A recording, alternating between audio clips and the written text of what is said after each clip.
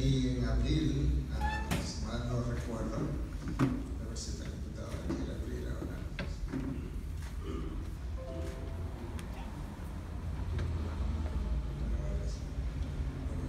Estoy aquí en abril y había estado aquí con Miguel Vázquez, el pastor Miguel Vázquez, hace ya 10 años, yo creo que es. De manera que esta es mi tercera oportunidad de poder compartir en Lima. En esta ocasión se me ha pedido que comparte un poco de qué pasó con la Iglesia Bautista Internacional, la IBI, como se le conoce, y cuál es su impacto que ha tenido. Y más que hacer la historia de la iglesia, yo quisiera compartir los principios detrás de la historia, porque al final las historias son individuales en el sentido de que cada iglesia existe en un contexto donde hay una cultura, donde hay líderes con ciertos dones, talentos que muchas veces no son necesariamente replicables. Sin embargo, si las verdades detrás del crecimiento, del desarrollo de un ministerio y que sean bíblicos se implementan, entonces no importa donde ellos ocurran, donde ellos se implanten, eso debiera tener un resultado. Y para comenzar a hablar, vamos a hablar con Dios primero, yo creo que es lo primero que debemos hacer, y ahí hay un principio básico y detrás de lo que un ministerio necesita hacer, y es que nosotros no podemos hablarle a los hombres sin hablar con Dios. Eso es tan básico como el ABC. Por eso yo quisiera pausar y presentarnos delante de Dios. Padre, nosotros hemos venido a Lima a compartir cosas que yo creo son de tu corazón más que del mío. Yo quiero pedirte que tú me permitas, por medio de la llenura de tu Espíritu, honrar a tu Hijo, honrar tu palabra, levantar tu nombre y poder presentar algo que debe funcionar en cada contexto, porque sale de tu palabra, la palabra con la cual tú formaste y sostienes el mundo. Tú hablaste y las galaxias se formaron. Tú hablaste y los mares se calmaron.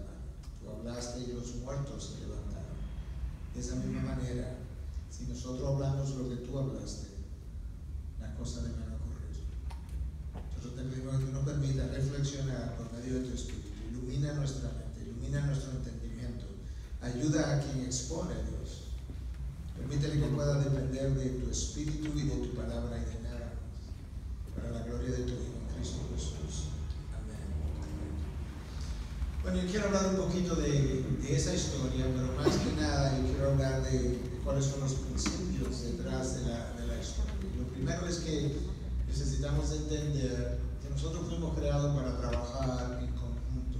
Nadie fue creado para trabajar con una unidad exclusiva, de manera que el pastor Miguel Núñez es una iglesia X, sin un equipo detrás, pastoral, y un equipo todavía mayor y más amplio detrás del equipo pastoral. Él no podrá hacer nunca nada de lo que Dios soñó para esa iglesia, porque nosotros no fuimos creados para trabajar en unidades individuales. La Iglesia Bautista Internacional, despegada del resto de las iglesias que están trabajando en la ciudad, tampoco fueron ideadas por Dios para trabajar como islas donde nuestro propósito es hacer crecer nuestro reino, porque no se trata de eso, ni nuestra denominación, ni nuestra iglesia. Se trata de hacer crecer el reino de los cielos. Y para eso se va a requerir de cierto entendimiento.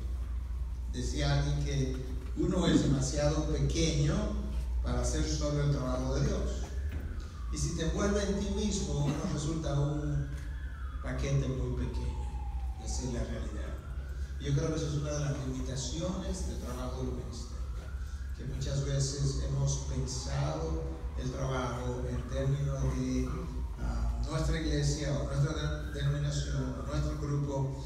La realidad es que nadie está listo para experimentar un avivamiento en su iglesia hasta que no esté listo para celebrar un avivamiento que ocurra a través de otras iglesias en otras localidades donde ya no tengan nada que ver con él. Porque al final del camino nosotros estamos aquí para glorificar a nuestro Dios. Y si Dios lo quiere hacer a través de otros ministerios, de otros ministros, de otros pastores, de otras denominaciones, esa es su prerrogativa.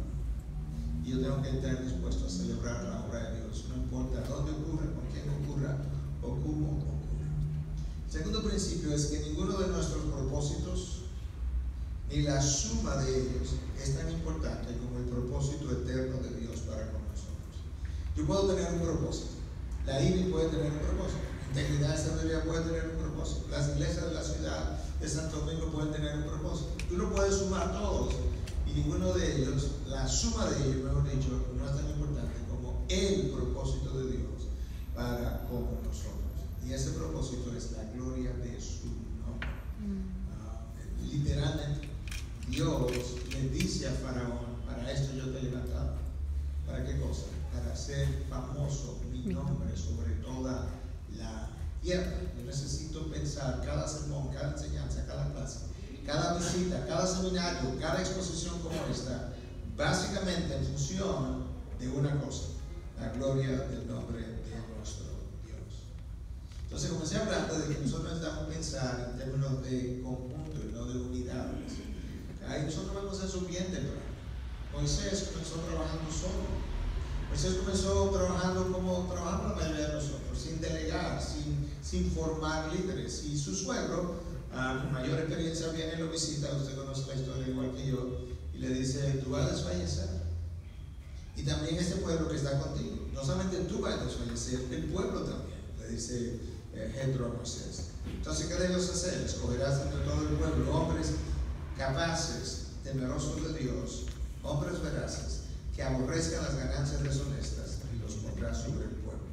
Ahí hay un principio vital, y es que liderar la iglesia requiere de hombres especiales. Tan temprano como en el libro del Éxodo se nos dice eso. No sé dónde nos perdemos.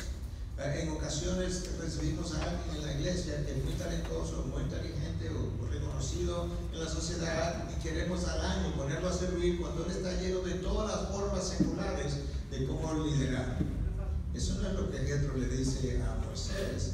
Tú vas a escoger hombres capaces, temerosos de Dios. Si no son temerosos de Dios, pueden tener todos los dones, todos los talentos, toda la inteligencia y toda la influencia sobre la sociedad. Si no son temerosos de Dios, ellos no pueden dirigir la iglesia. Hombres veraces, que aborrezcan las ganancias deshonestas. El evangelio de la prosperidad es el robo más grande del evangelio de Dios en lo que es esta generación. Eso es contrario a este principio tan sencillo como hombres que aborrezcan las ganancias deshonestas. Uno de los primeros problemas en las iglesias hoy en día, dos problemas graves en las iglesias hoy en día: integridad sexual e integridad financiera. Eso es monumental.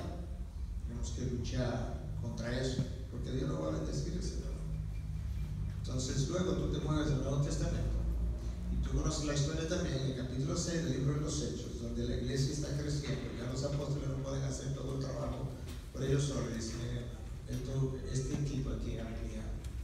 Y otra vez, comencé a ver tempranamente que el trabajo no se puede hacer solo. Eran 12, y ya los 12 quedaban cortos. Tenemos que buscar 7 hombres. Pero escucha la característica. ¿Para qué es para buscar estos 7? Para servir mesas. Una tarea tan sencilla como servir mesas, ni siquiera para predicar o enseñar la palabra. Y ellos necesitan ser hombres de buena reputación, llenos del Espíritu Santo y de sabiduría. Nosotros diríamos en nuestro país, en el lenguaje coloquial, en serio. O sea, para servir mesa hay que estar lleno del Espíritu. Para servir mesa tenemos que estar llenos de sabiduría. Porque servir mesa no es una tarea que tú haces para la iglesia local. Servir mesa es una tarea que tú haces para glorificar el nombre de Dios, y tú representas el nombre de Dios. La gente que parquea en nuestra iglesia, la gente que llega el domingo, nosotros lo queremos lleno del Espíritu. Ese es el primer contacto con aquel que está parqueándose, con aquel que incluso no quiere parquearse donde se le dirige a que se parquee, y hay que mostrar el carácter de Cristo. De manera que es vital en la formación de una iglesia que quiere impactar hacia afuera, que pueda entender que eso comienza con la selección de su liderazgo de integridad, liderazgo que vive en la presencia de Dios, que vive lleno del Espíritu. Él no es perfecto, él peca, él se equivoca, pero cuando él peca y se equivoca, él se arrepiente y él lidia con su pecado íntegramente y honestamente. No lo esconde, no lo tapa, él va donde Dios y comienza por ahí, de manera que él rinde cuenta. Entonces, lo próximo que tenemos que entender es que la iglesia necesita ser capacitada. Eso es para yo poder impactar hacia afuera. La iglesia no es un grupo de gente que se reúne en cuatro paredes. La iglesia es gente que ha sido capacitada por el Espíritu de Dios, mora el Espíritu de Dios en ella, que viene a la iglesia a ser instruida y capacitada para ir allá afuera a hacer iglesia. Si eso no ocurre, nosotros no vamos a impactar la sociedad. Porque la sociedad no se impacta predicando buenos sermones y mensajes dentro de las iglesias. El que viene a la iglesia la mayoría de las veces conoce mucho de las verdades que se están predicando. Es como predicarle al coro que ya ha oído las verdades tantas veces. Esa iglesia necesita salir y de lunes a sábado ser iglesia en su lugar de trabajo. De manera que yo tengo que formar una cosmovisión de los miembros de mi iglesia, que cuando ellos van a trabajar, ellos tienen que distinguirse porque su trabajo como ingeniero, como abogado, como pintor, como barrendero de la calle, como lo que sea, como taxista, tiene que ser diferente. Y mi queja continua, aún en mi propia iglesia, es justamente esa, que no puede ser que el profesional cristiano y el profesional no cristiano luzcan más o menos iguales. Si tú me preguntas a mí, esa es la realidad en Santo Domingo, esa es la realidad. Yo he estado prácticamente en cada ciudad, en cada país de América Latina, con la excepción de 2 o 3. Ahí esa es la realidad donde quiera que vamos. Yo fui a un país de Centroamérica hace varios años, invitado en un momento dado cuando se estaba tratando de pasar una ley contra la homosexualidad, y me invitaron y del avión yo fui a una estación de radio y de ahí yo fui a un almuerzo con un grupo que quería impactar la ciudad. Y de ahí entonces tenía reunión en la tarde con algunos senadores y ellos me preguntaron que cuál yo creía era la posibilidad de que esa visita, de hecho al final la última entrevista era con la presidenta, doña Laura, en ese momento. Bueno, ya dije, ya identifiqué el país y conocen presidentes pasados, pero que cuál era la posibilidad de que esta visita resultara en un impacto. Yo le quiero hacer una pregunta. De 0 a 10, ¿cuál es la salud espiritual de la iglesia evangélica de este país? Y me dijeron 2, 3. Yo digo, bueno, yo lo voy a ser honesto. Yo no tengo ninguna esperanza de que esta visita o múltiples visitas puedan hacer algo. Porque cuando Dios va a hacer algo en una ciudad, lo hace a través de la salud espiritual de iglesias fuertes. Y la salud espiritual de iglesias fuertes depende de integridad de la palabra, integridad de vida, comenzando con liderazgo y siguiendo con la membresía. Y eso no es tan fácil de conseguir. Pero es ahí. No son programas, no son actividades, no son eventos tipo por su causa como el que nosotros celebramos. No, por su causa dura 3 días. El resto del año, ¿quién va a estar ahí impactando y prestando la atención al mensaje que se está compartiendo? Bueno, aquellos que escuchan y ven gente vivir las verdades que profesan y que pueden decir, wow, este es un hombre diferente, este es un médico diferente, este es una ama de casa diferente, este es una madre diferente. Entonces, vamos a seguir hablando un poquito de los principios que estaban y siguen estando detrás de lo que Ivy ha hecho, lo que ha enfatizado. Yo comencé hablando de oración. Antes de que Ivy se implantara, mi esposa, yo y una prima hermana, que es como mi hermana realmente, oramos por la futura iglesia todos los días, 1 hora, de 6 a 7 de la mañana, de lunes a sábado, por 6 meses, y no había iglesia todavía. Orando por la futura iglesia. Yo estoy convencido que muchos de los resultados futuros dependieron de esos 6 meses de oración primero. Yo voy a Estados Unidos, me casa en mi parte. Estados Unidos ha enlatado el programa de lo que es iglesia, ha enlatado lo que es el evangelismo, ha enlatado prácticamente todo lo que se hace a nivel de la iglesia y luego lo vende como un producto, lo vende aun cuando lo entregue gratis. Lo vende como un producto final que ya va a causar el resultado. Tú no puedes enlatar a Dios, no puedes enlatar la forma como el Espíritu obra. No puede enlatar los dones y talentos de nadie. Esta iglesia, la mía, la otra, la siguiente, no tiene los mismos dones, talentos, llamados y demás. Van a hacer exactamente la misma cosa. Entonces, es esa programación de Dios que muchas veces ha matado a la iglesia. Yo no le quito mérito a la organización, nosotros queremos altamente a la organización. Yo no le quito mérito a la estructura, definitivamente, pero nada de eso tiene poder. De hecho, yo no le quito mérito a la palabra, no le voy a quitar mérito a la palabra. Pero si el Espíritu de Dios no endosa la palabra predicada, la palabra misma predicada tampoco hace nada, porque la palabra hace cuando el Espíritu de Dios abre el entendimiento de una lidia, como el libro de los Hechos, la aplica a la mente, la aplica al corazón, porque al Espíritu de Dios le plació lo que compartió, la vida de quien la compartió, y la aplicó y transformó el corazón. Eso es como funciona una y otra vez. De manera que esto requiere más que actividades, es aplicación de principios bíblicos. Cuando uno ve como paciente, algunos de ustedes saben que yo soy médico, no soy pediatra, pero tengo la idea de lo que pediatras hacen porque tengo que rotar por pediatría. Cuando un niño va al pediatra y el niño le dice, la madre le dice, mire, doctor, mi hijo no está creciendo. El médico no le inyecta producto para crecimiento. El médico comienza a investigar qué le está impidiendo crecer, porque la naturaleza del niño es crecer de manera natural. Entonces lo que necesita buscar es qué es lo que le hace falta, porque ella no está creciendo. La iglesia es similar. La iglesia, la historia natural de la iglesia es su crecimiento. Yo sé que hay situaciones en países de persecución y todo eso que llevan a crear cierta dificultad. Pero ¿sabes qué? Los mejores crecimientos de la iglesia se han dado bajo persecución. Hoy en día, de hecho, se piensa que la iglesia más grande podría ser la iglesia china, bajo persecución. La iglesia cubana creció bajo persecución. En los países musulmanes la iglesia está creciendo bajo persecución. Es cuando la iglesia se relaja, es cuando la iglesia no sufre persecución, es cuando la iglesia se acomoda, que la iglesia no crece. De manera que lo que nosotros necesitamos hacer es, más que pensar en programas y demás que puedan hacer crecer la iglesia, es preguntarnos qué le está impidiendo crecer y ver qué dice la Biblia al respecto. Entonces, comencé diciendo que necesitamos formar un equipo ministerial. Ese equipo ministerial en muchos lugares no existe. O sea, existe gente que actúa de secretario.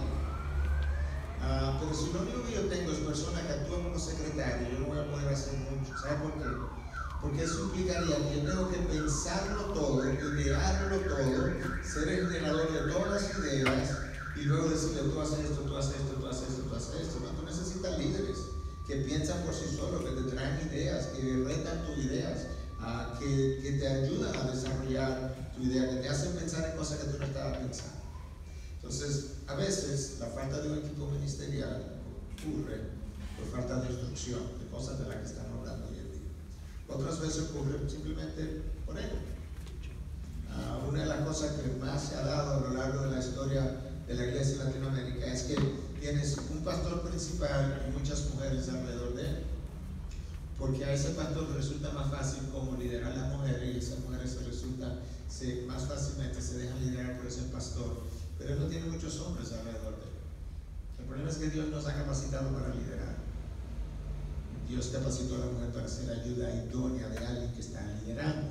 Entonces la formación de líderes masculinos en términos doctrinales, en términos de carácter, es vital. Antes de que la iglesia se formara, yo comencé a reunirme con 4 hombres. 4 hombres que 2, 3 de ellos eran jovencitos de tener 23, 24 años. Esos jovencitos ya están casados, tienen hijos, ya tienen 42, 44, 45 años. Uno de ellos es el pastor ejecutivo, el otro de ellos es el pastor de adoración, el uno que es diácono y uno que está dirigiendo grupos de pareja. Así comenzó. ¿Dónde yo aprendí eso? En la Biblia. ¿Cuándo comenzó la iglesia? El día de Pentecostés. ¿Qué hizo Cristo antes de formar la iglesia? Que tomó 11 hombres, para no incluir a Judas, y se dedicó a formar hombres antes de formar la iglesia. ¿Qué tú haces antes de hacer este edificio? Tú haces una zapata, una fundación, le pones columnas, le pones vigas, y luego entonces tú montas el edificio. Mientras más fuerte es tu liderazgo, mayor es lo que tú le puedes montar arriba. Muchos de nuestros ministerios no crecen porque la fundación, la zapata, no es lo suficientemente ni grande ni fuerte y no puede sostener el peso de lo que se le va a montar arriba. Cuando yo veo una iglesia de 50, 75 miembros tratando de plantar otra iglesia, yo digo, tú estás fuera de fase, porque tú tienes una iglesia extremadamente pequeña, con un número tan pequeño de personas, donde tú no puedes tener tantos líderes tan fuertes que te permitan ir permítame la palabra, a parir otra iglesia. ¿Tú sabes con cuántos miembros comenzó la primera iglesia? Con 3,000. En un día, ¡pum! Ahí, aquí había que formar mucha gente. Pero en 3,000 personas tiene que haber mucha gente con dones y talentos. ¿Que hay que formar? Sí. Pero había una variedad de gente de la cual nosotros pudiéramos comenzar a formar y demás. A veces lo que pide la formación del equipo ministerial es inseguridad. Nosotros todos tenemos inseguridades, tenemos que admitirlo, tenemos que pedir perdón, tenemos que identificarlo y tenemos que respetarlo. Esa es la realidad tuya, mía y de todos nosotros. La única persona que vivió sin inseguridades fue el Señor Jesucristo. Por todos nosotros tenemos inseguridades y temores. Y mientras mejor yo me examino, mientras mejor lo admito, mejor lo identifico, mejor lo destruyo, más seguro me siento y menos amenazado me siento a la hora de seguir uniendo líderes al equipo. A veces la falta de la formación del equipo ministerial se debe a un temperamento rígido, inflexible, que las cosas solamente se pueden hacer de una manera, a mi manera, según mi criterio, pero yo no tengo toda la inteligencia, yo no tengo toda la sabiduría, yo no tengo todos los dones, yo no veo todo lo que todo el mundo ve. Yo necesito gente que me ayude a ver lo que yo no veo, que me ayude a pensar lo que yo no pienso, que me ayude a hacer lo que yo no sé hacer. Hay cosas que yo no sé hacer, y hay cosas que no quiero aprender a hacerlas porque entiendo que no son parte de mi llamado, que lo haga alguien que haya sido llamado a eso. Entonces, yo necesito un equipo ministerial, y Ivy comenzó así, formando un equipo ministerial. Al principio no había diáconos, o hay 70, 75 diáconos y diaconisas, no había pastores excepto yo, no había ancianos excepto yo. Y entonces estaba haciendo las cosas sola. No, yo tenía un equipo de formación de líderes, de manera que en ese equipo de formación de líderes había gente muy joven, con poca experiencia, pero no podían ser ancianos ni diáconos precisamente porque eran muy jóvenes. Entonces, ¿qué era? Formación de líderes. Y de ahí comenzaron a salir poco a poco los primeros diáconos, los primeros ancianos, según la evidencia de dones, talentos, llamados y demás. Y así lo fuimos haciendo. Entonces, a la hora de formar ese equipo ministerial, yo necesito, hablaba al principio de hombres capaces, temerosos de Dios, llenos del Espíritu Santo, llenos de sabiduría, lo que vimos en los candidatos recomendados por Moisés, lo que vimos en los candidatos recomendados por los apóstoles para servir mesas. Y entonces, una vez yo elijo esos hombres, yo tengo que dar un fundamento bíblico claro. Tiene que haber una sólida formación doctrinal. Si nosotros queremos dividir una iglesia, unamos al equipo ministerial gente que no esté clara qué es lo que cree la iglesia. Entonces uno cree esto, otro cree aquello, otro cree aquello. Yo tengo que unificar el entendimiento doctrinal y sobre todo de los líderes, porque si no yo no voy a poder echar hacia adelante el ministerio. Yo necesito un liderazgo de carácter íntegro, que ya lo mencioné. Yo necesito una visión clara. Yo voy a hablar un poquito más acerca de la visión, pero la iglesia tiene que tener una visión. Si la iglesia no tiene una visión, no tiene razón para ser fundada. Y voy a hablar un poquito de eso en un momento. Tiene que haber valores no negociables, lo que en inglés llamarían core values, o valores del corazón, del centro, que tú no los negocias, que no importa viento y marea, no van a ser negociados. Y voy a hablar un poquito de eso también. Tiene que haber una multiplicidad de dones, talentos, llamados dentro del equipo ministerial. Y hace un montón de cosas, decimos nosotros, de forma variada, más cosas. A veces yo cuando oigo el reporte final de todo lo que está haciendo, me digo a mí mismo, my goodness, wow, ¿qué es todo esto? Pero eso no lo hacen 3 gente, ni 30 gente. Eso lo hace un equipo de gente enorme que se ha ido que se ha ido formando. Algunos de ustedes han estado en el evento por su causa. Por su causa ha sabido usar 400 voluntarios de una sola iglesia. 400 gente trabajando en parqueo, en montar bocinas, en montar pantallas, en equipo de sonido, en arreglar transmisión del evento, en fotografía, en predicación, en enseñanza, en poner silla, en quitar silla, etcétera, etcétera, etcétera. Necesitamos gente que tenga interés en los perdidos y gente que tenga interés en los encontrados. Porque en algunas iglesias el interés es evangelismo, evangelismo, evangelismo. Sí, pero hay gente que tiene 30 años ya que lo evangelizaron, no lo puede evangelizar todos los domingos.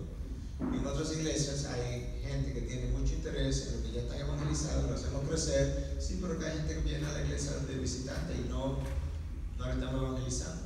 Entonces, tiene que haber gente con ambos llamados. Tiene que haber un fundamento teológico sólido. Mira lo que Pablo le dice a Timoteo en su segunda carta, en 2:2.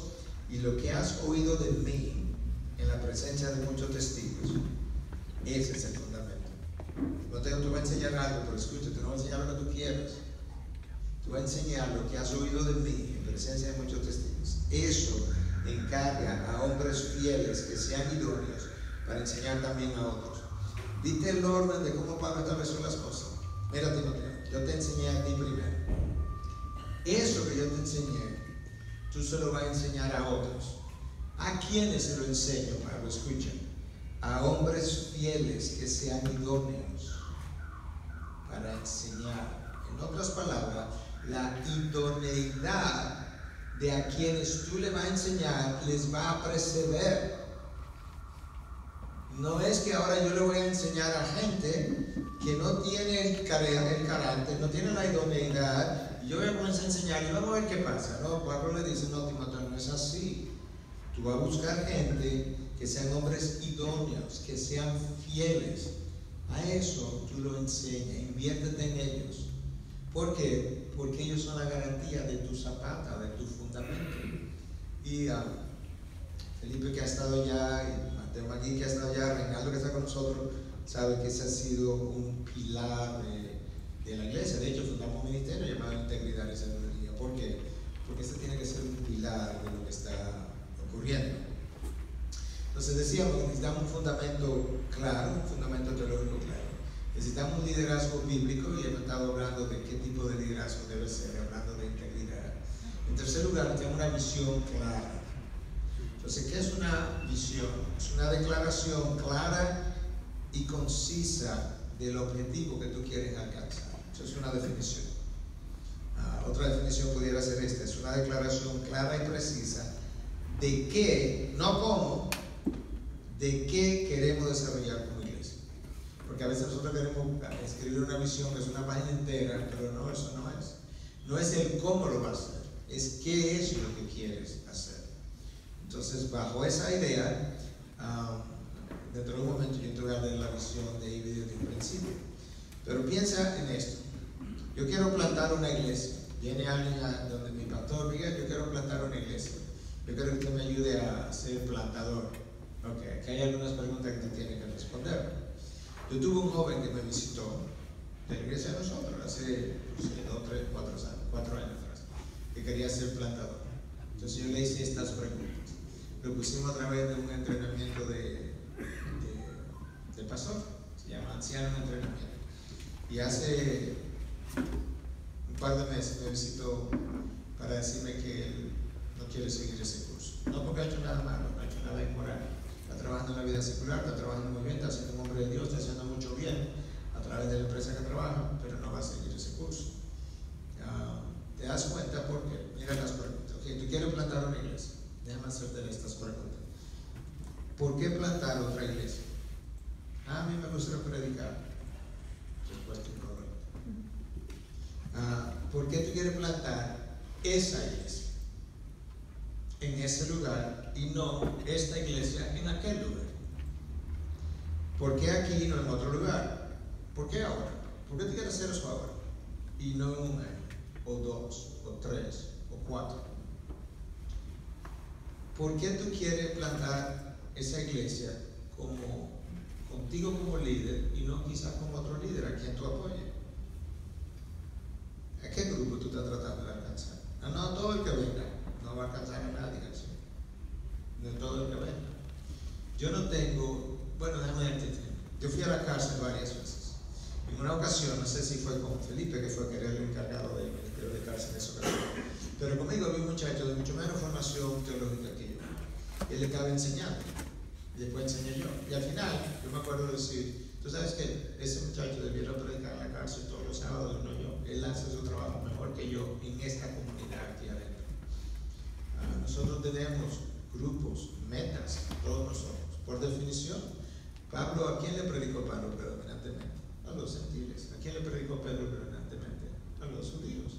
Cuando Cristo vino y lo querían sacar del área donde él estaba predicando, ¿qué él dijo? No, aquí yo solamente vine para las ovejas perdidas de Israel. Claramente. Cristo no quiso decir, no vamos a alcanzar a las otras gente, pero eso no es mi meta. Eso no es mi target, como dirían en inglés. ¿Por qué? Porque ese no fue el llamado que Dios me dio. Dios, mi Padre, me llamó a una comunidad durante un tiempo X, durante una generación, es generación específica mi llamado, y Él no me llamó a otra gente que no fuera las ovejas perdidas de Israel. Y cuando Él se fue, entonces, luego nosotros vemos cómo Samaria es alcanzado, luego nosotros vemos cómo Efesios es alcanzado, luego nosotros vemos cómo Pablo es enviado como el apóstol a los gentiles. Dios tiene un plan. Entonces yo necesito saber. Yo estuve en Cuba, bueno, he estado en Cuba múltiples veces, y un pastor me dijo que querían plantar una iglesia alrededor de la universidad, porque es un lugar de mucho ateísmo, y yo le dije, ¿tú tienes el pastor para esa iglesia? Porque eso no es cualquier pastor. O sea, el pastor que va a tratar de lidiar con una población estudiantil universitaria atea, él necesita una preparación y un equipamiento doctrinal, apologético, articulación de ideas que no lo tiene todo el mundo, y eso no lo hace al mejor cristiano, menor o peor cristiano. Es como es. Esa es la realidad. Tú no ves a Pedro haciendo la apologética que Pablo hace en Romanos. Pedro no está capacitado para eso. Pablo sí. Y eso no, el reconocimiento de equipamiento de uno mejor que otros, eso no tiene nada que ver con superioridad de santidad ni de llamado. Eso tiene que ver solamente con el distintivo de cada persona, a qué o a quién o a qué grupo él ha sido llamado. Y tu mejor resultado es cuando tú ministras conforme a tus dones y talentos en el grupo al cual tú fuiste llamado. Cuando yo venía iba a Santo Domingo ya de regreso, y tuve 15 años viviendo en Estados Unidos, en la iglesia donde yo estaba no tenía pastor. Y yo estaba como parte del equipo de ancianos. Y uno de los ancianos me dijo que por qué yo no me quedaba pastoreando esa iglesia. Y yo le dije que no podía. Entonces él me dice, pero no va a plantar una iglesia que tú vas a Santo Domingo. Y yo, sí. ¿Y esta iglesia te hace pastor? Sí. ¿Y tú eres anciano aquí? Sí. ¿Tú tienes 15 años aquí? Ajá. ¿Y tu esposa es norteamericana? Ajá. Entonces, ¿por qué tú no te quedas? Porque Dios no me llamó a ser pastor en cualquier iglesia. Yo tengo un llamado claro a República Dominicana y de ahí a Latinoamérica a plantar una iglesia en ese contexto para alcanzar un grupo de personas que tiene cierto nivel de educación, que permanece no alcanzado y que está impidiendo que incluso la fe cristiana se desarrolle, porque la mayoría de las personas alcanzadas no tienen ni recursos ni preparación para alcanzar hacia arriba, y nosotros tenemos que alcanzar a los que tienen recursos y formación humana para alcanzar hacia abajo y que todo el país sea alcanzado. ¿Cuál es el país que más ha impactado el mundo en términos de evangelización? Estados Unidos. ¿Cuál es el país de mayor recurso? Estados Unidos. ¿Cuál es el país de mayor formación teológica? Estados Unidos. Por eso lo ha podido hacer. Entonces nosotros necesitamos alcanzar esa población, para que esa población también entienda que no es que lo vamos a alcanzar para ser élites, porque en el reino de los cielos no hay élites, sino para nosotros poder alcanzar hacia abajo y organizar hacia abajo a aquellos que no pueden. Entonces necesitamos una visión. La visión debe ser clara. La visión nos dice para dónde vamos. La visión nos dice qué hacemos y qué no hacemos. Múltiples veces la gente me trae buenas ideas. Yo le digo, mire, esa es excelente, alguien la debe hacer, pero no nosotros. ¿Pero por qué? Si es excelente, porque no va con nuestra visión. El hecho de que una idea sea buena no dice que yo tengo que hacerlo. La necesidad no constituye el llamado de Dios. Hay algo que yo agradezco de un pastor que debe tener ya 75 y tantos años. Yo lo oí hablar en una ocasión. Fue el que me enseñó algo tan sencillo como eso. La necesidad no constituye el llamado de Dios. Entonces, ¿qué es lo que constituye el llamado de Dios? El llamado de Dios. Y entonces, ¿dónde yo veo eso en la Biblia? Yo lo veo en múltiples lugares. Cristo va a la piscina de Bethesda y hay cientos de enfermos, dice el texto. ¿A cuántos sanó? A uno. Y la necesidad de los otros cientos que estaban ahí, sí, pero ese no era el llamado de Cristo. ¿Y cuál era el llamado? Que sanara uno. Cristo tuvo gente alrededor de él con hambre todo el tiempo. Era la iglesia primitiva, era una iglesia donde había mucha hambre. ¿Y por qué no le dio de comer todos los días? Le dio de comer 2 veces pan, ni siquiera con mantequilla, pan. ¿Y por qué no puso una panadería? Y todos los días el pan se iba a multiplicar durante los años, porque la necesidad no constituye el llamado de Dios. Cristo no dice al final, en Juan 17, al final de sus días, tú lo puedes leer, yo te lo voy a parafrasear, pero Él no dice, Padre, gracias porque sané a todos los enfermos. No, Él no vino a eso. Él tampoco dice, Padre, gracias porque le di de comer a todos los hambrientos. Él tampoco vino a eso. Oye lo que Él dice. Te lo estoy parafraseando, pero casi igual. Padre, gracias porque yo hice como tú me mandaste. Eso es.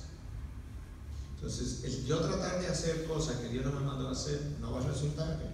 Yo puedo trabajar 24 horas al día, no va a funcionar. Lo peor que yo puedo hacer es tratar de hacer cosas que Dios no me ha mandado a hacer. Yo tengo que tratar de, en oración, caminar íntimamente con Dios, hacer las cosas que Dios me ha pedido que haga. Yo no puedo imitar ministerios de otras iglesias ya plantadas, porque en la iglesia en la que nosotros estamos no necesariamente tenemos los mismos dones, talentos, llamados y demás que otras iglesias tienen.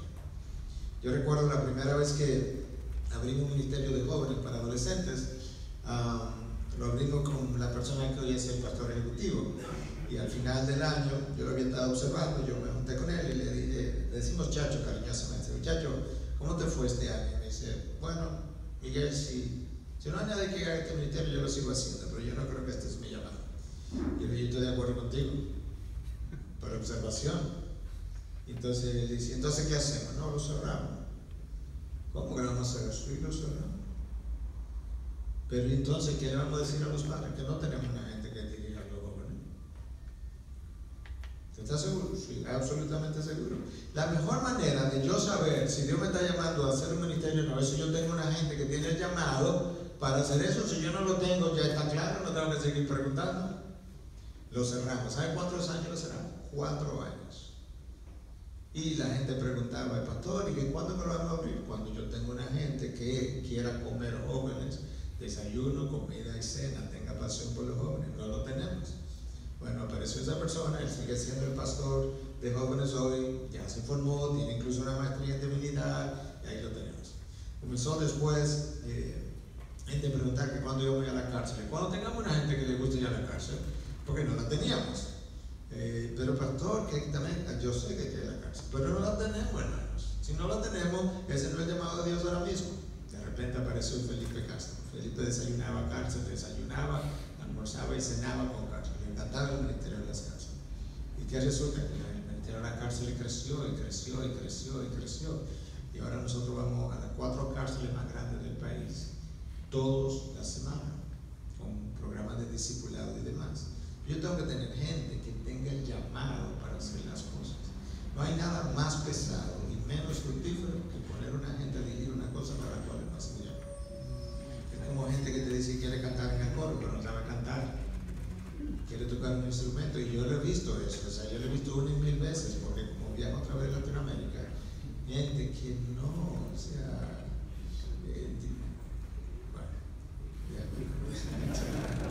pero gente que comienza el culto, o sea, el culto dedicado a Dios comienza con niños o niñas cantando que están totalmente perdidos en letra, en música, en todo, y le digan que son niños. No, la adoración de Dios debe tener la mejor gente de adoración, con entendimiento de adoración, de música, de letra, liderando la cosa que tú vas a hacer por el resto de la eternidad para el Dios creador del cielo y la tierra, y es adoración.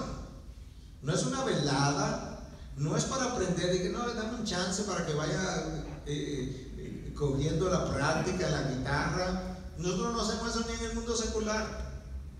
Hasta que tú no aprendas bien a tocar el instrumento, hasta que tú no afines bien, tú no tocas. Pregúntale a la Sinfónica Nacional si van a hacer eso. Y esto es para el Rey de Reyes y Señor de Señores. Nosotros tenemos que elevar el concepto de todo cuando tiene que ver con Dios. Si los niños quieren hacer algo, entonces lo hacemos entre los niños, y los niños cantan entre los niños, y cualquier error que cometa está muy bien. A los adultos los lideran delante de la presencia de Dios, gente formada para lo que es la adoración de nuestro Dios. Por eso yo decía que más que decir la Biblia hizo esto, hizo aquello, son los conceptos que formaron la Biblia. Eso sigue así hasta el día de hoy. Cuando el grupo de adoración, porque era muy jovencito todavía, comenzó, yo iba a todos los ensayos, yo hacía devocionales con ellos, yo oraba con ellos, se invitaban a otra iglesia, yo iba a la otra iglesia con ellos. Y recuerdo en una ocasión donde yo encontré que no estuvo bien su participación. Entonces al final, durante la semana siguiente nos juntamos. Yo le dije, ¿cómo le fue el viernes pasado en tal iglesia? No nos fue bien. Bueno, ¿y por qué no le fue bien? No sé, pero como que nunca entramos en el espíritu de Dios. Yo estoy de acuerdo, pero ¿por qué nunca entramos? No sabemos. ¿Ustedes quieren saber? Porque ustedes estaban tan preocupados con la ejecución de los instrumentos y de las voces, ustedes no estaban adorando a Dios, ustedes estaban impresionando a la gente. Ellos lo oyeron eso. Ya yo no tengo que ir a sentarme con ellos. ¿Por qué? Porque el pastor de adoración, que en ese momento no era pastor, tenía un líder, pero tenía 22, 23 años, él tiene 42, 43, tiene 3 hijos, está casado. Él tiene que hacer eso es su responsabilidad, pero él creció oyendo eso. Y ese equipo ensayaba jueves en la noche y sábado en la mañana, todos los días. Hoy tiene un poco más de experiencia, de práctica, pero ensaya todos los sábados. No el domingo en la mañana, una hora antes. Todos los sábados, se puede pasar 2 o 3 horas, a veces más, ensayando. Porque es para el Señor de señores, el Rey de reyes, que nosotros estamos. La adoración, pastores, con el corazón en la mano se lo digo, con la mayor humildad posible que Dios me pueda tener. Ustedes necesitan estar en el tiempo de la adoración, adorando igual que cualquier otra oveja. Nosotros somos ovejas. Me duele cuando me invitan y durante el tiempo de la música me dicen que me puedo quedar atrás, que no tengo que salir, que salga ya cuando yo voy a predicar. No, yo no fui ahí a predicar, yo fui ahí a glorificar a Dios y yo necesito adorar a mi Dios. El sermón que yo predico se lo doy a la congregación. ¿Y qué yo le doy a Dios? Porque el sermón que yo estoy predicando no es para Dios, es para la congregación. Yo necesito, al igual que todas las ovejas del mundo, adorar a mi Dios. Y lo mejor que yo puedo hacer antes de ir a predicar es ser ministrado durante el tiempo de la adoración musical por mi Dios. De hecho, cuando yo no hago eso, cuando no puedo hacer eso, si estoy distraído durante ese tiempo, yo no quiero que me traiga problemas durante ese tiempo. Yo no quiero que me diga que tal cosa no está funcionando. Otra gente que haga eso, yo tengo que ir a predicar. ¿Tú sabes qué? Necesito adorar a mi Dios. Y eso es vital. Pero la música frecuentemente es usada en Latinoamérica, en Estados Unidos pasa también, pero de otra manera, es usada como puente entre esta actividad y la próxima. No, cantamos un corito, un corito. Nosotros vamos a adorar a Dios. Y yo tengo que venir con esa disposición. Y las letras, yo quiero que las letras de las canciones suenen como que la Biblia le estamos cantando, no a veces como canciones. Yo lo estoy compartiendo en mi corazón, yo no estoy acusando a nadie, no estoy trayendo nada pesado, yo no estoy, de verdad, créanme, yo simplemente estoy tomando mi corazón, se lo estoy poniendo en el púlpito que está aquí arriba y le estoy diciendo esto es como sentimos, esto es como se lo hemos enseñado a la congregación, esto es lo que hemos de lo que hemos seguido. Yo necesito cantar la palabra, no cantar una canción que si le quito el nombre de Dios y le pongo el nombre de Katy, que es el nombre de mi esposa, se le puedo cantar a Katy también. Que hay muchas canciones así, que son canciones románticas, pero que se las puedo cantar a Dios. Pero ¿qué no es eso? Yo necesito cantar la Biblia, cantar la palabra, cantar las verdades de la Biblia. Entonces todo eso es parte como de la filosofía ministerial de una iglesia que está dentro o bajo la sombrilla de su visión, y esa visión la da nuestro Dios. Todo lo que tú ves en la Biblia tiene una visión. Adán le dieron una visión: crecer y multiplicar, ser fecundo, dominar la tierra. Esa es su visión, eso es lo que tenía que hacer. Si él hacía eso, bajo Dios iba a triunfar. A Abraham le dieron una visión: vete de tu tierra y de tu parentela, ¿de dónde? La tierra que yo te mostraré. Y ahí Dios, entonces, cuando llegó allá, le dijo qué más seguir haciendo. A Moisés le dieron una visión: deja el desierto, vete a Egipto, comienza a hablarle a Faraón, le voy a traer 10 plagas y luego nos vamos al desierto y ahí te voy a seguir diciendo. Los profetas no le dijeron: tú quieres ser profeta, sal a profetizar, que es profeta lo que tú tienes que ser. No, cada profeta fue enviado a un grupo de personas. Te das cuenta que la audiencia target, la audiencia meta es importante. A cada profeta lo enviaron a un grupo de personas. A Jonás, a los ninivitas, por ejemplo. A algunos lo enviaron al reino del sur, a otros enviaron al reino del norte, pero no lo enviaron de manera general. Dios no hace las cosas así. A mí no me mandan a predicar de manera general. Dios, yo puedo predicar en diferentes escenarios, pero Dios tiene en mente dónde es mi meta. Yo predico ocasionalmente en Estados Unidos, predico en inglés, pero esa no es mi meta. Mi meta número 1 es Latinoamérica. Dios lo sabe, yo lo sé, lo he hecho claro. Y la visión entonces te ayuda a enfocar tus esfuerzos. De hecho, Proverbios 29:18 dice: donde no hay visión, el pueblo se desenfrena. La más grande visión que Dios haya dado es la gran comisión. No sé si ustedes lo han visto así, pero déjame leértela para que nosotros podamos ver los componentes de esa visión. Mateo 28. Pero los 11 discípulos se fueron a Galilea, al monte que Jesús le había señalado. Cuando le vieron, le adoraron, mas algunos dudaron. Y acercándose Jesús les habló diciendo: toda autoridad me ha sido dada en el cielo y en la tierra. Id pues y haced discípulos de todas las naciones, bautizándolos en el nombre del Padre y del Hijo y del Espíritu Santo, enseñándoles a guardar todo lo que os he mandado. Y he aquí, yo estoy con vosotros todos los días hasta el fin del mundo. Déjame desglosarte esa visión. Número 1, ¿cuál es la fuente de autoridad de esa visión? Cristo. Toda autoridad me ha sido dada. ¿A dónde que vamos a ir? A todas las naciones. ¿Y qué vamos a hacer cuando llegamos ahí? Discípulos. ¿Y qué le vamos a enseñar? Todo lo que yo os he enseñado. ¿Y cuándo va a comenzar? Un poquito más adelante, en Hechos 1:8, cuando reciban poder. No antes, nos hablan de Jerusalén. ¿Y dónde vamos a comenzar? Y después que comencemos, ¿para dónde seguimos? Mira cómo va a ser: Judea, Jerusalén, Judea, Samaria y los confines de la tierra. En ese orden, no es por donde ustedes quieran.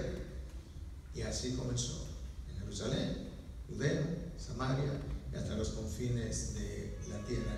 Esa visión estaba más clara que cualquier otra. La visión, ¿qué hace? Enfoca al líder. Los discípulos no tendrían que poner a decir: ¿y qué vamos a hacer ahora? Enseñar. ¿Y qué le vamos a enseñar? Lo que Jesús nos enseñó. Y el resultado de eso, ¿qué debe ser? Discípulos. ¿Y dónde comenzamos? Aquí donde estamos, en Jerusalén. Y después que terminemos en Jerusalén, ¿qué hacemos? Judea, y después Samaria, y después, bueno, los confines de la tierra. Y Dios lo fue así llevando. Entonces, si tú mejoras el enfoque de tu equipo, eso va a mejorar la efectividad, lo que logras, y la eficiencia. Hay una diferencia entre efectividad y eficiencia. Efectividad es lo que logras, y la eficiencia es cuánto hombre, tiempo, esfuerzo yo requiero para alcanzar lo que yo quiero alcanzar. Entonces la visión te va a ayudar, si está bien enfocada, a mejorar tu efectividad y tu eficiencia, ambas cosas. Además, la visión motiva al pueblo de Dios. Imagínate que tú eres chofer de autobús. ¿Le dicen autobús a ustedes aquí o? Nosotros decimos guaguas, pero autobús. Entonces el autobús se para y tú estás ahí en la acera Y tú le dices al chofer, ¿para dónde vas? Y dice, no sé, pero móntate. ¿Cuánta gente se va a montar? Porque no tiene idea de la visión. Bueno, el púlpito dice continuamente para dónde vamos. Y la gente, lo que pasa es que la gente no lo razona de esa manera. Pero la gente sabe si se monta o no se monta. Y muchas veces la gente que sale es porque determinó que no se va a montar ahí. Ahora, él no dijo, a mí no me gusta esa visión, no sé para dónde voy, yo me voy. Eso no es porque la mente no piensa así. Pero el corazón sabe razones que la razón no sabe. Él se da cuenta que él no tiene idea para dónde va. Entonces la visión te da enfoque, mejora tu efectividad, tu eficiencia, motiva el pueblo, sostiene el ministerio en curso, es la brújula. La razón por la que a mí no me gusta salir más de un número de domingos al año es porque el púlpito no es un sermón simplemente, no es ni siquiera un buen sermón. Tú le puedes poner a un púlpito de una iglesia, de hecho yo le hice esa pregunta a uno de estos líderes que voy a mencionar y le voy a decir cuál fue su respuesta. Le dije, Pastor fulano, imagínese que en el púlpito de mi iglesia yo puedo tener un domingo a John MacArthur, el otro domingo a John Piper, el otro domingo a C.J. Mahaney, el próximo domingo, y así le fui mencionando. ¿Qué usted piensa de esa iglesia? Me salió un tollo, un lío. Claro, porque el púlpito no es un buen sermón. El púlpito es el timón de la iglesia. El púlpito es lo que le dice a la iglesia para dónde vamos. El púlpito es que tuerce la iglesia en una dirección o tuerce la iglesia en otra dirección. Y de ahí entonces que lo que se predica del púlpito tiene que tener una intencionalidad de a dónde quieres llegar ese año. Eso no quiere decir que yo no pueda traer pastores invitados, pero yo necesito una dirección que sea primaria, que en esa dirección es para donde queremos ir. Nosotros estamos ahora haciendo el libro de los Hechos expositivamente, versículo a versículo. ¿Por qué? Porque nosotros queremos motivar a la iglesia a lo que es ir hacia afuera y en la plantación de iglesias, etcétera, etcétera. No hay mejor libro para hacer eso que el libro de los Hechos. Si eso es lo que yo quiero hacer, yo no voy a estar predicando Romanos, porque esa no es la intención de Romanos. Y así sucesivamente, año por año, estamos pensando para dónde queremos llevar la iglesia ese año. Entonces el púlpito sostiene el curso de la iglesia, provee límites a las decisiones en la medida que tú vas educando al pueblo de Dios, y provee la manera de desarrollar discípulos. Pues habiendo dicho todo eso, déjame leerte la visión de la idea. Yo voy a admitir que esta visión, aunque es corta, es más larga de una visión ideal. La visión ideal debería ser más corta que esta. Pero bueno, esa fue la visión que entendimos Dios nos dio. Queremos desarrollar una iglesia sin muros. De ahí yo estoy diciendo, esto no es para estar aquí dentro de estos 4 muros, paredes, consumiendo todo lo que Dios nos dio. Esta no es la intencionalidad de este lugar. Fundamentada en la suficiencia de las Escrituras. Hermanos, muchas iglesias hoy en día, en Norteamérica pasó de una manera, en Latinoamérica pasó de otra manera. Las iglesias no están fundamentadas en la suficiencia de las Escrituras. Nosotros permitimos, Norteamérica permitió, sobre todo en la época de los 90 y principios del año 2000, que las ciencias sociales intervinieran en la iglesia, la psicología, la sociología, la mercadología, y las iglesias estaban tratando de hacer crecer la iglesia haciendo uso de todas esas cosas. Psicología, sociología, mercadología, nada de eso produjo crecimiento en las iglesias. Ninguna de las iglesias que aplicó esa metodología al día de hoy puede hablar de que ha seguido creciendo. Trajeron muchos seguidores inicialmente, pero no ha seguido creciendo. Fundamentada en la suficiencia de las Escrituras. Las Escrituras son las que atraen las ovejas, convierten los cabritos y mantienen las ovejas.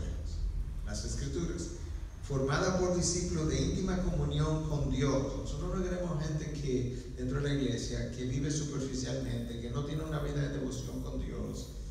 Yo no digo que no existan dentro de IBI, porque nosotros no controlamos la vida individual, pero esa es la meta, lo que implica que cada actividad de joven, cada actividad de niño, la escuela dominical, el púlpito, la adoración, todo está orientada a formar una mente que pueda ser devota de Dios, de íntima intimidad con Dios y entre ellos mismos. Necesitamos coinonía, cercanía de los hermanos, que camine en integridad de corazón, carácter y con testimonio que impacte su esfera de influencia hasta que la gloria de Dios cubra la tierra. Nosotros tenemos gente que tiene un testimonio de influencia que cuando sale allá afuera, él es reconocido como médico, como hombre de empresa, como ingeniero, como lo que tú quieras, como alguien que tiene un carácter que impacta a los que están a su alrededor. Entonces, la enseñanza del púlpito, de los niños, de los jóvenes, va a estar orientada a esa forma. La aplicación de la disciplina de la iglesia. Nosotros hacemos disciplina pública de vez en cuando. ¿Cuál es la razón? Porque queremos gente que tenga integridad de corazón delante de Dios. Entonces esa visión siempre va a ser futurista, está apuntando al futuro. Es una visión que hacia afuera, que tiene una autoridad. ¿Cuál es? La suficiencia de las Escrituras. Algunos de ustedes conocen el libro El Poder de la Palabra para Transformar una Nación. Tú puedes ver en un capítulo dedicado a eso nada más el impacto de la predicación de la palabra en transformar el mundo primitivo. Jerusalén fue llenada de la enseñanza de los apóstoles, Samaria se llenó de gozo, Efesio quemó estatuillas y libros y demás que habían sido dedicados a la hechicería. Tú puedes ver la transformación de personas, de familias, de ciudades. Y sabes que lo único que ocurrió fue la predicación de la palabra. No hubo más nada. Latinoamérica fue afectada por el movimiento de guerra espiritual. Mientras Estados Unidos estaba siendo consumido por la psicología y la sociología y la mercadología de la iglesia, Latinoamérica se enfocó en la guerra espiritual y todo el mundo estaba expulsando demonios. Y Satanás contento, porque Cristo salió del centro y él pasó al centro. Entonces había gente que sabía más nombres de demonios y de Satanás supuestamente que el nombre de Dios, por así decirlo. Y al final del camino la iglesia sufrió grandes pérdidas. ¿En qué lugar de la Biblia está la centralidad de la guerra espiritual? Hay una guerra espiritual, pero no hay una centralidad de la guerra espiritual. ¿Por qué? Porque escapa a nuestro control. Yo no la veo, yo no la controlo. La palabra me ayuda a enfocarme en la palabra para permanecer firme, estar firme, estar firme, estar firme en la palabra. Eso es como yo libero la guerra espiritual una y otra vez. Entonces tú puedes ver que ciertamente nosotros tenemos que ser muy cuidadosos en el púlpito a la hora de hacer estas cosas. Yo sé que mi tiempo ha ido corriendo. ¿Se me fue el tiempo? ¿Sigo? ¿Qué hago? ¿Se me fue el tiempo? ¿Sí? ¿No? Es que no estoy entendiendo. Sí, está bien. Siga, pastor. Sigo. Cuando yo hablo de la suficiencia de las Escrituras, ¿de qué estoy hablando? Número uno, yo menciono una predicación expositiva. Hay gente que dice, pero no se puede predicar temáticamente. Sí, pero positivamente. ¿Qué quiere decir eso? Tú me pides un tema, tú me dices, ¿puede hablarnos de la administración del dinero? Sí, eso es un tema. Pero yo tengo que ir a pasajes que hablen de la administración del dinero y hacer el tema a partir de la exposición del texto que habla de eso. Porque si no, yo voy a traer una serie de ideas al púlpito que realmente yo lo que hice fue, traje la idea que son mis opiniones, busqué pasajes que lo apoyen y se lo pegué para que apoyen mis ideas. Pero muchas veces esas ideas estaban despegadas del contexto bíblico. Le voy a dar una sola ilustración, y si no voy a entrar en la controversia, pero Hebreos 4:12 dice que la palabra de Dios es más cortante que cualquier espada de doble filo, que penetra el alma, capaz de penetrarlo hasta dividir el alma del espíritu y dividir la coyuntura del tuétano de los tuétanos, capaz de discernir las intenciones y motivaciones del corazón. Basado en ese texto, una cantidad de gente me dice que el hombre está constituido de cuerpo, la parte material, alma y espíritu. No me entra en la controversia ahora si el hombre es bipartita o tripartita. Yo creo que claramente es bipartita, pero bueno. El punto es que tú no puedes usar ese texto para hablar de que el hombre está compuesto de cuerpo, alma y espíritu, porque ese texto no tiene nada que ver con la composición del hombre. ¿De qué ese texto está hablando? De la palabra de Dios, que es más cortante que cualquier espada de doble filo. Si tú tomas eso, ese texto, para hablar de la composición del ser humano, tienes un grave problema. Porque por un lado va a concluir que hay un alma y un espíritu que son diferentes, y por otro lado yo te voy a decir que ahí hay un error cuando dice que la palabra divide el tuétano que está aquí de las coyunturas que están aquí, porque esas dos cosas no se juntan nunca. El tuétano de los huesos y la coyuntura nunca se juntan. Entonces la palabra no está ahí para dividirlos, porque ellas están divididas. ¿Te das cuenta? Entonces yo necesito hablar del tema que estoy hablando, de textos que hablen del tema del cual yo estoy hablando. Y la manera de comenzar a hacer eso no es tan complicada. Yo leo el texto y me hago dos preguntas. Eso es para comenzar. No voy a entrar en todo lo que la predicación positiva es, pero dos simples preguntas. Número uno, ¿de qué habla el texto? Ok, habla de la palabra, habla del dinero, habla de, no sé, cualquier otro tema. Segunda pregunta, ¿qué es lo que dice de lo que habla? Esas son las dos preguntas con las que comenzar para una predicación positiva. ¿De qué está hablando el texto? Porque en el texto puede haber 15 ideas, pero no está hablando de 15 cosas. Está hablando de una cosa. Y de eso que está hablando, dice 10, 12, 14, 3 o 2 ideas. Ahí comienza la predicación positiva. Entonces yo necesito predicar expositivamente. ¿Qué es lo que la predicación positiva hace? Que protege lo que Dios reveló de mi falibilidad. Eso es lo que hace. Número 2, yo necesito enseñar todo el consejo de Dios. Cuando yo enseño temáticamente, mira qué pasa. Que en la congregación ocurrió un adulterio. Entonces el domingo que viene yo no quiero hablar del adulterio porque esa pareja va a creer que de él yo estoy hablando. ¿Sí o no? O la pareja dice, pastor, mire, usted habló del dinero, eso es porque esta semana pasada yo tuve un problema y usted estaba hablándome a mí, yo me molesté. No, si tú predicas todo el consejo de Dios, yo predico el próximo tema que está ahí en el texto, que me queda en el versículo 14. ¿Y dónde usted sigue el domingo que viene? En el 15. Y si en el 15 habla del adulterio y tú acabas de cometer adulterio y tú quieres cogerlo para ti, bueno, cógelo para ti, porque yo lo que estoy haciendo. Pero no fue porque yo lo dirigí a ti. Entonces me protege a mí también. Y me obliga a tratar con todos los temas que están ahí, que Dios puso ahí para nosotros. Suficiencia de la escritura en la consejería bíblica. La consejería bíblica necesita estar basada en las escrituras. Yo no quiero decir con esto que la psicología no tenga algunas cosas que enseñarnos. Lo que vaya a enseñarnos no puede ser contrario a la palabra, eso sí no. Porque los hombres hacen observaciones dada la sabiduría común que Dios da a los hombres, pero no puede ser contrario a la palabra de Dios. La adoración debe ser bíblica y debe ser cristocéntrica. Y eso es algo que a nosotros nos ayuda. Entonces, cuando hablamos de suficiencia en las escrituras, tenemos como que definir qué es lo que queremos decir con suficiencia en las escrituras. Y ahí hay algunas cosas. La palabra de Dios nos revela todo lo que nosotros necesitamos saber acerca de Dios, del hombre en su relación con Dios, de mi santificación, del destino para donde yo voy y acerca de lo que complace a Dios. Ahí está todo en la palabra. Entonces es un énfasis que tenemos que hacer. Suficiencia, yo estoy hablando un poquito ahora de los elementos que integran la visión de la vida, basada en la suficiencia de las escrituras. Discípulo que camina en integridad de corazón.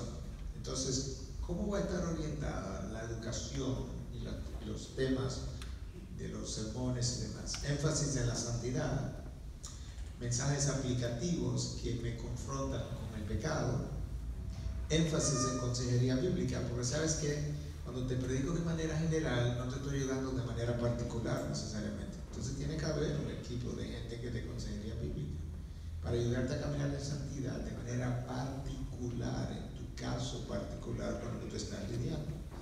Eso va a requerir disciplina pública y privada. A veces la disciplina es privada, nadie se enteró, solamente lo sabes tú y esta otra persona, lidiamos con eso. Pero cuando hay un pecado serio que es público, yo no puedo dejar pasar eso por alto, porque yo no estoy honrando el nombre de Dios. Para eso está Mateo 18. Y si tú sales embarazada y no estás casada, ¿cómo le explicamos esa barriga a la congregación? Entonces tienes que venir y tienes que hacer una confesión.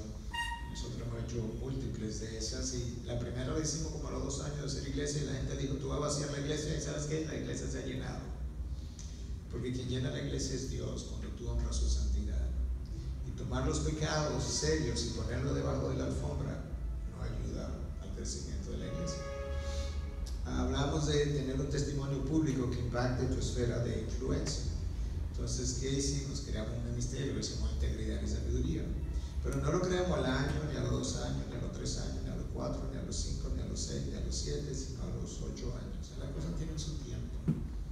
Entonces, cuando nosotros comenzamos a crear ministerio, que son un sueño, porque yo quiero hacerlo a cualquier hora, a cualquier momento, las cosas no funcionan. Yo tenía eso en mi corazón, yo registré ese ministerio en Estados Unidos antes de llegar a Santo Domingo, no le hablé a nadie de eso. La semana que yo iba a hablar de eso, al equipo de formación de líderes, porque todavía no teníamos un diácono anciano, yo prediqué un sermón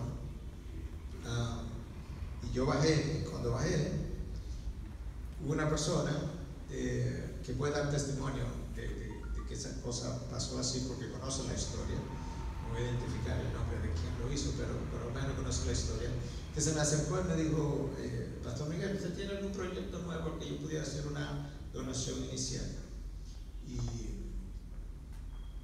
Y esa persona donó $10,000 esa semana, o sea, el mismo domingo en que yo estoy pensando, el martes me reúno con el equipo de líderes para hablar del comienzo de este ministerio. Así como Dios hace las cosas, Dios provee en su tiempo. Esto es algo que ni siquiera mi iglesia lo sabe, porque pasó ayer y salí de viaje al otro día, pero yo vi un paciente bien complicado que tuvimos que enviar a Estados Unidos en un avión ambulancia, y yo cobré lo que fueron mis honorarios que yo entendía que debía cobrar, pero él pensó que yo no podía cobrar esos honorarios tan bajos y me mandó a llamar el día antes de salir para acá en la noche, y él me dice que no, yo no puedo cobrar eso, que eso es imposible, esos son mis honorarios. Y entonces me dice, mira, yo te voy a dar una donación para un proyecto que tú tengas nuevo en la iglesia. Y me estaba hablando de la formación de un colegio de pastores. Tú me dices el proyecto y yo te lo voy a ver. Y hablemos eso después, yo me voy de viaje. Dice, no, bueno, para que tú sepas. Y me habló de donar $20,000 a ese proyecto, el colegio de pastores. Eso es como Dios hace la cosa. Dios va delante de ti, va proveyendo el dinero, va proveyendo lo que tú necesitas. Muchas veces las cosas dan trabajo, porque yo estoy haciendo una cosa que el gobierno me ha mandado a hacer, o no es el tiempo de Dios, o no es la forma de Dios. Cuando Dios quiere que tú hagas algo, Él tiene más interés que yo tenga los recursos para que eso se haga. Porque nosotros fuimos hechos, creados en Cristo Jesús para hacer buenas obras que Él preparó de antemano para que yo ande en ellas. IBI no es el fruto de mi esfuerzo, ni el fruto del equipo ministerial del esfuerzo, de la IBI. Humanamente, sí. Divinamente, lo único que nosotros hemos hecho en IBI es caminar en una obra que Dios soñó de antemano, la preparó de antemano y nos dijo, caminen en ella. Más nada. Eso facilita mi trabajo. Entonces, bueno, déjame ir terminando, cerrando, porque sé que el tiempo ha avanzado. Yo necesito valores no negociables. Y yo te voy a dar la definición y luego 2 o 3 ilustraciones, con eso sí. Son principios bíblicos, los valores no negociables, que le permiten a la iglesia desarrollar una filosofía de ministerio, ya no está hablando de teología, una filosofía de cómo va a funcionar, sin que viole la Biblia. Entonces te sirven de marcadores para ver cómo vas. Nos dicen cómo vamos a hacer el ministerio para reflejar esos valores.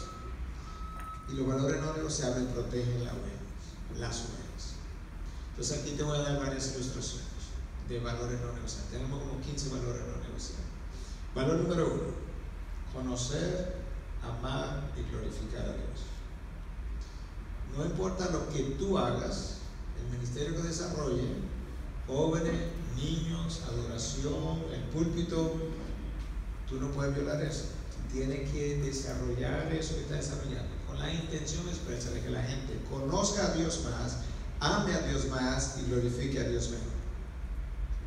Valor no negociable número 2: su palabra como la máxima autoridad. Cualquier oveja debiera ser capaz de venir y decirte: pastor, te digo tal cosa en la Biblia, ¿dónde está eso? Si tú no lo puedes sustentar en la Biblia, sé honesto y dile: bueno, esa es más bien como mi opinión. Puede ser que te diga basado en mi experiencia. Eso está bien, siempre y cuando tú aclares que eso no es lo que la Biblia necesariamente dice. Porque quizás hay cosas que tú entiendes fruto de la experiencia, pero tú no le has dado la autoridad bíblica porque la Biblia no lo define de esa manera. Adoración tiene que ser cristocéntrica y bíblicamente informada. Yo quiero ver canciones que canten lo que Dios reveló en su palabra. De forma poética está bien, pero que yo esté viendo la Biblia en lo que estoy cantando. 2 más. Distinción entre lo extraordinario de Dios y lo ordinario de los hombres. En otras palabras, nosotros no debiéramos hacer nada en la iglesia que le cause confusión a las ovejas entre lo extraordinario que Dios es y lo ordinario que los hombres somos. Imagínate que yo venga a predicar mañana en pantalones cortos y una camiseta. ¿Tú crees que eso me hace menos santo que estar aquí con un traje formal y una corbata? No, claro que no. Porque la ropa no me hace más santo. Lo que no hace es representar claramente que hay una diferencia entre la forma como yo voy a la playa y la forma como yo me paro delante del púlpito a representar a Dios. Eso es una forma sencilla, pero así hay 1000 otras formas. Hay ritmos de música que no representan adecuadamente a nuestro Dios. Yo no estoy diciendo que el ritmo en sí es pecaminoso, porque el ritmo es amoral. El ritmo, moralidad tenemos nosotros los hombres. Un ritmo en sí es amoral, no tiene moral. Sin embargo, dentro del contexto cultural, hay música que son completamente inapropiadas porque no van a la par con lo que se canta. Por ejemplo, yo no sé aquí cuál sería el equivalente en Perú, pero en nuestro país estaría un ritmo muy común, es el merengue o el reggaetón. ¿Conocen esos dos ritmos o no? Ok. ¿Conocen el himno Sublime Gracia? Canta Sublime Gracia al ritmo de merengue. A ver si como que no hay un choque entre esas dos cosas. Canta cuán grande es Él al ritmo de reggaetón. A ver si no hay un choque entre esas dos cosas. Ahora pon el merengue solo, quítale todas las líricas, ponlo como ritmo. Es amoral, eso no es ni aquí ni allá. Pero yo no puedo causar una confusión entre lo ordinario del hombre y lo extraordinario de Dios. Así hay 1000 cosas. Yo puedo hacer un chiste en el púlpito que tenga la intencionalidad de ser usado dentro del contexto que estoy diciendo, pero un chiste simplemente por chistear y aliviar a la gente porque lo que le estoy diciendo es medio pesado y no, porque cuando yo leo a Cristo y sus sermones, leo el sermón del monte, ese sermón es pesado y yo no veo que él está haciendo ningún esfuerzo por alivianárselo a nadie. Ahora, si cupo dentro del contexto y yo incluso lo uso, sí, está muy bien, yo lo uso de vez en cuando, pero tiene que tener una intencionalidad. Y ya termino con son 15, pero ya para no alargar la cosa.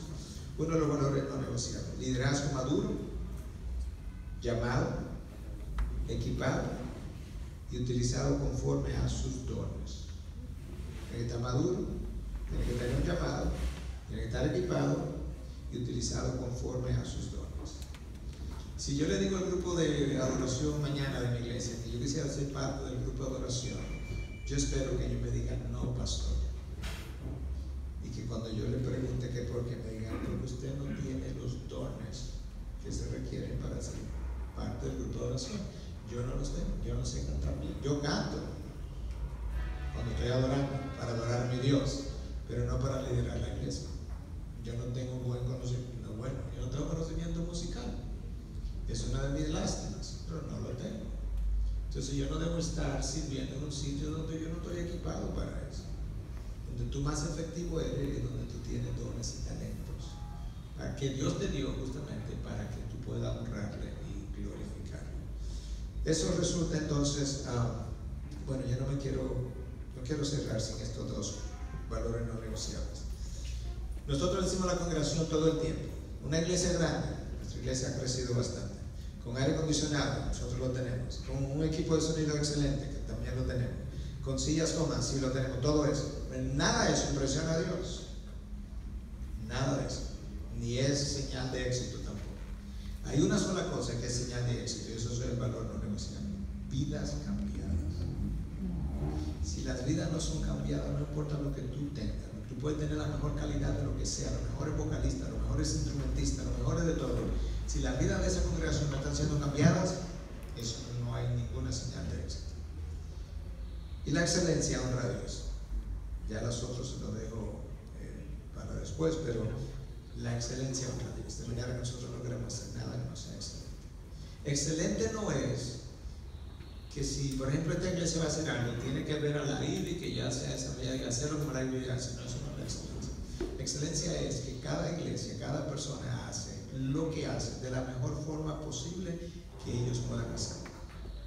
Entonces, a mí no me preocupa predicar como Charles Spurgeon, porque a mí no me van a medir con los dones y talentos de Charles Spurgeon. Gracias a Dios. Yo lo que quiero es saber que cuando yo me paro el domingo en la mañana, Dios entiende que yo hice el mejor esfuerzo posible por entender su texto, explicar su texto y aplicar su texto. Que otros lo puedan hacer mejor que yo, sí está bien, pero no me van a medir con ellos, me van a medir conmigo mismo, con mi mejor esfuerzo. Esa es la excelencia. Entonces, cada vez que una iglesia hace algo, debe hacerlo de la mejor manera que ellos puedan hacer. Ellos se doblaron hacia adelante, hacia atrás, hacia la izquierda, hacia la derecha, para hacerlo de la mejor manera posible. Cuando alguien no está equipado para cantar, por así decirlo, y las cosas salen mal, y alguien dice, bueno, que es que fue para el Señor, yo digo, ese es el problema, que fue para el Señor. Si fuera para el vecino de al lado, hazlo como tú quieras, pero no para el Señor. No, que lo que el Señor ve el corazón, ese es el problema, que el Señor ve el corazón. O sea, mi problema cuando yo predico es que el Señor ve el corazón. ¿Tú crees que el Señor oye mi oratoria? No, es que el Señor sabe que aunque yo haya podido tener la mejor oratoria, si mi corazón no iba de acuerdo con la oratoria, mi sermón sacó 0. Entonces, cuando la gente me dice que el Señor no que ve el corazón, yo digo, la verdad que la gente no conoce el corazón. Porque para mí, ese es el problema. Es muy fácil disfrazarse, es muy fácil sonar bien, es muy fácil construir la oratoria, es muy fácil sonar bonito, es muy fácil predicar un estándar que yo no vivo. Justamente mi problema es que cuando yo me bajo, Dios dice, mira, lo que tú acabas de predicar, tú ni cerca de eso estás. Y ese es mi problema. Entonces ahí hay una serie de principios que están detrás de la historia de ella. Más que la historia misma, y eso es lo que queríamos hacer, compartir eso. Se quedaron muchas cosas afuera por falta de tiempo, obviamente, pero me habían dicho que querían tener algunos minutos de preguntas y respuestas. No sé si todavía lo tenemos, y si no lo tenemos, ustedes me dicen lo que hago. Y perdón que me pasé del tiempo, pero ustedes me dijeron que si